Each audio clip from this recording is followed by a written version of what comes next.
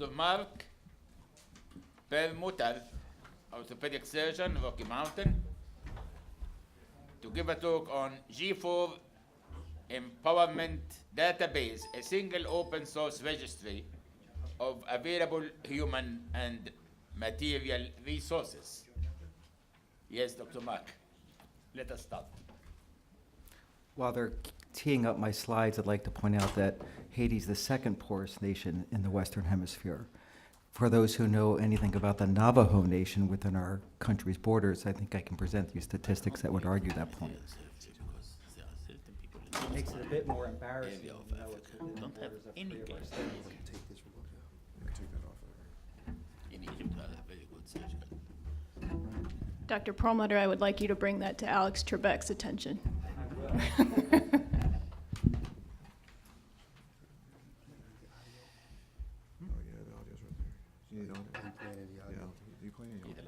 What's that? Not playing your audio, right? No, no audio.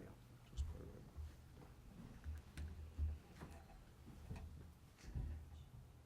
in. I presented that data last year.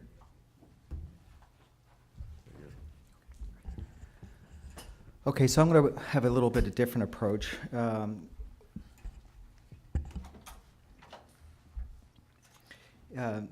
I would like to talk about the development of a single open source database of human and material resources to close the dramatic disparity gap, surgical disparity gap, between high-income countries and low and middle-income countries. We all have success stories from our years of overseas. The appropriate term is international volunteerism. That's what we saw a lot of today. This is one of my success stories. I'm sorry the colors didn't come through too well when I transitioned from Mac to IBM or PC. What you see on the left is a typical surgery, probably the most common surgery I do overseas. It's a complex polysyndactyly. It's probably a 5-year-old girl here. And what's tough to see in this photo is that the hand is being held down by the new surgeon. But that surgeon who is holding the hand was my very first person that I operated on overseas 25 years ago. There she is on the right playing a guitar, and there she is on the other two sides. And she actually brought her to the United States to separate her, fix her club feet, and she stayed with me for 6 months for that. And her goal, stated to her parents for a payback, was to have her go into medicine and pay it forward. I'm not sure what term I used back then, but the modern version of it's paying it forward. My message is that although that's my greatest success story, and although I've always tried to train a local surgeon, that the concept of international volunteerism in and of itself is not an effective way moving forward for us to plan as a society or as individuals to really eliminate the gross disparity that you've seen suggested in the talks this morning or this afternoon. So why make a change? Because we're not going to meet goals from a global point of view.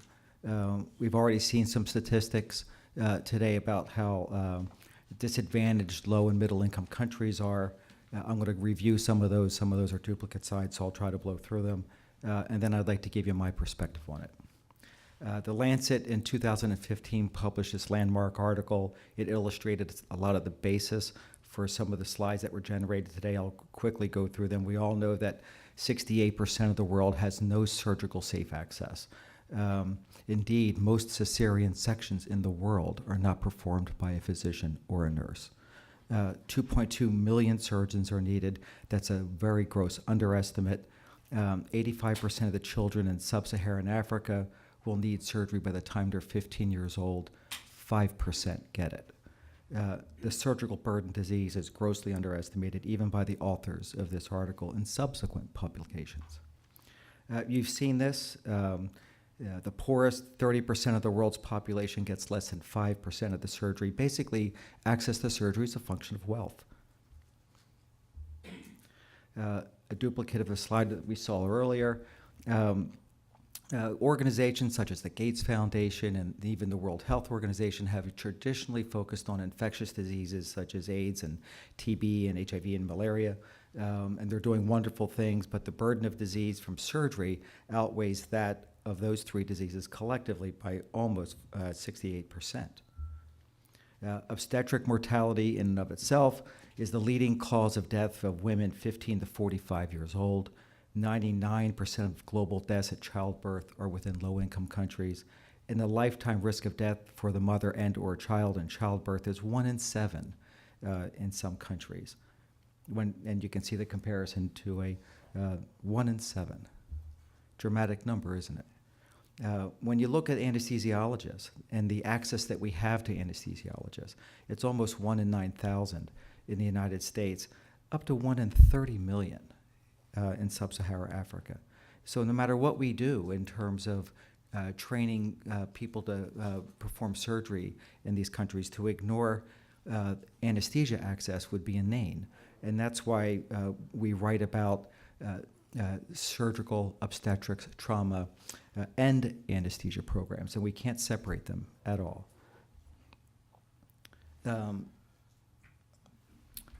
So the bottom of the slide didn't transmit. The World Health Organization by 2030 has it established as a goal a couple years ago that essential surgical care will be available for all 5 billion. Every article that's written assessing their progress has dictated that that's projected to be a resounding failure. So we have to change how we're doing something. It's an action figure. So what's not working to eliminate surgical disparity? International volunteerism. Not that the valuable work that Dr. Olivar is doing, or Broken Earth, or even that I have done in the past is mitigated by these comments. But when you look at global improvement, how we're going to meet World Health Organization goals, Broken Earth can triple what it does in every country, and Domingo can go to 50 more locations, and we still won't meet 2030 goals from the World Health Organization. So what can we do as a society to start eliminating these problems? Well, we have to look at this as we would any business. And I think that we have to approach it the way that most business people would approach it, because it's largely limited by finances. And logistics has been the answer for every single business that was struggling and wanted to keep up. And it's the answer for world medicine, global medicine as well. But what's the pathway to logistics? How do we employ it? How do we connect logistically high-income countries and low-income countries? Meaning, how do we provide education without actually expending the money to have to necessarily go there? Because that's where our real expense is. How do we use logistics to not only empower low and middle income countries, but allow them to sustain their educational programs? Traditionally, what we've done, and what we've talked about a lot today, is that we have volunteerism that goes from high-income countries to low-income countries. Likewise, we can bring members from low-income countries to high-income countries for fellowships and training programs, but genuinely speaking, when you're trying to really develop a program where you can sustain a hospital in Uganda who's seeing a trauma in the middle of the night, their night, and there's no mission trip that's going in there and they need answers, the only way to really get those answers is through telemedicine to meet 2030 goals. Let me see if I can fast and not be tortured by the slowness of this. So I'll speak to the next slide. So last year, the G4 Alliance put out an application for a grant. The ICS applied for that grant and won it. And basically what the grant was to support was cooperation between benevolent groups so that we can more effectively close the disparity gap in surgery. So our group won it as the International College of Surgeons, and the premise of the grant was to develop a database. The purpose of the database is to collect all volunteers from high-income countries and assemble them into a simple database. Who they are, what they like to do, what their availability is, what their certifications are, and they have to upload it. When they would like to go, what their language skills are. And it's not even limited to surgeons. It's open to techs, it's open to anesthesia people, obstetrics, and of course traumatologists, and complete support teams. And this is a database that's based on open architecture, which is critical, which means it's free to host countries, it's free to us. The term for that is open source. It has free global support, so you can have absolutely no money in Rwanda, and you have online free support for any problems that you have with it.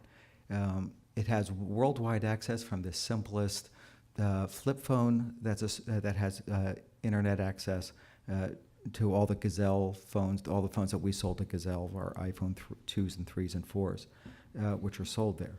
I don't think I've been any place in a lower middle income country where they had landlines, but that they didn't have cell phones.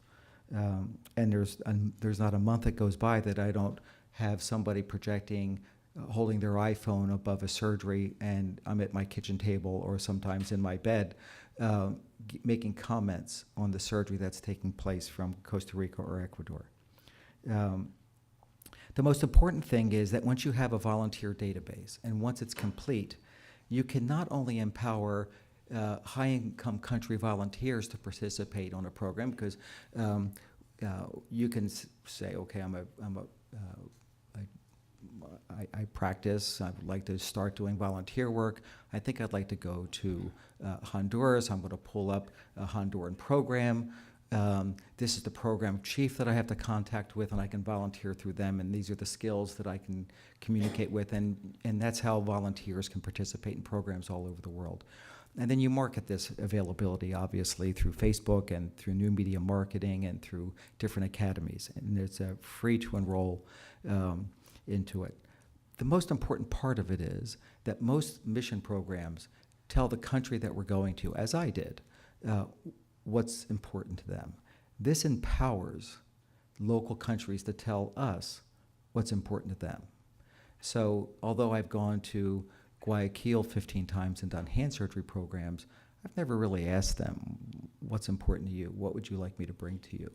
It's what I do is hand surgery, but that doesn't mean I couldn't have empowered them by bringing in a pediatric orthopedic surgeon to teach them how to do clubfoot correction. So empowering the local facilities to tell us what they want, and then they can go into that website and collect a surgeon from Ireland or an anesthesiologist from Sweden and a surgical tech team from Duke. That makes them be able to sustain a program, because they can have that surgeon from Ireland the first week of the month, and the third week of the month they can have a surgeon from Sweden, and the fourth week of the month they could have him from Camp Hill. So that's how you develop sustainability, is by putting the reins of the system into the control of the host nation. Then what do we do with that data? I mean, that's cool, but what do we really do with it? What's our brass ring?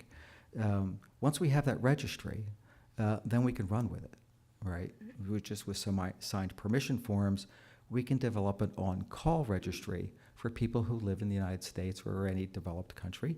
And we can ask them, would you like to be on call?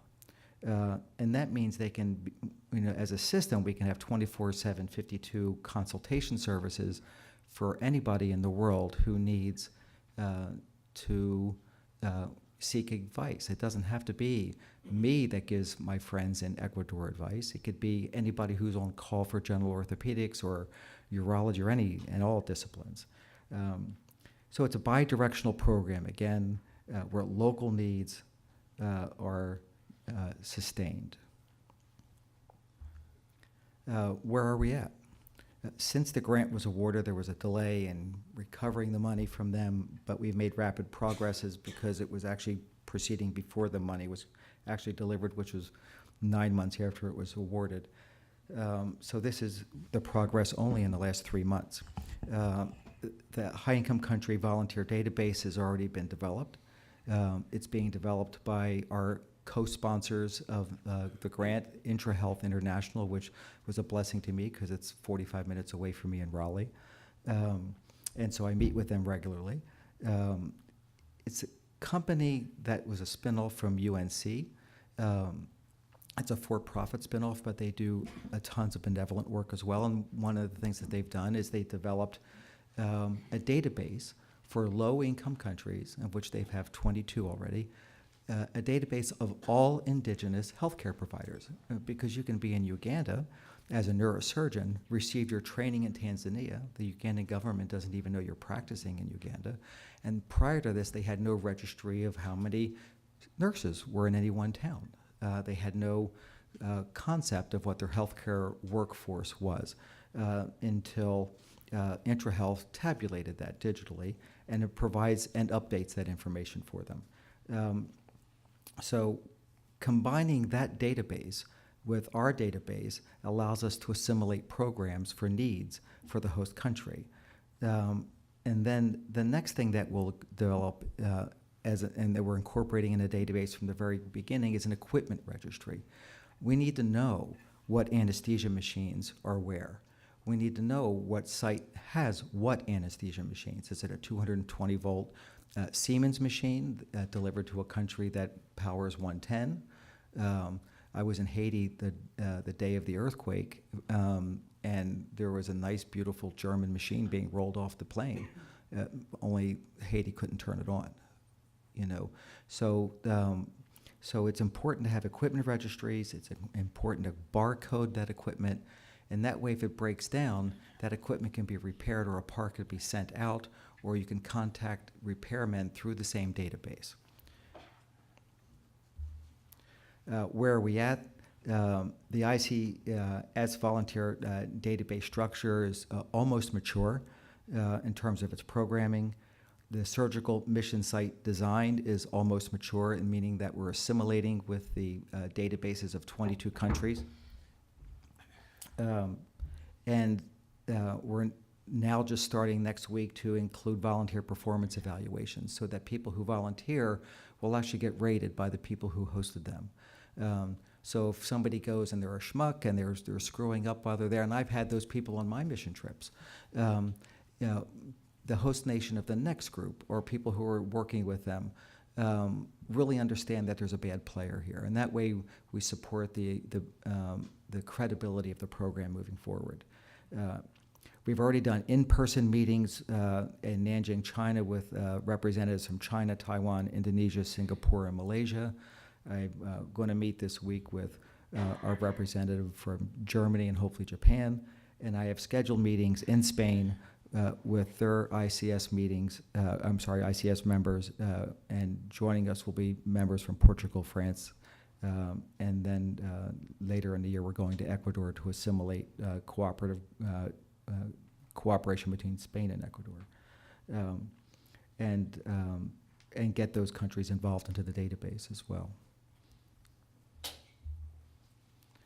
The ICS is in a unique position to hold the reins of this. We have the human resources, we have a presence in greater than 100 countries, we have the knowledge, we have the experience. We certainly have the passion, that's all you saw all day today, and then more importantly, if not us, then who? So I think it's important that we organize it and that we as a society control it. Thank you.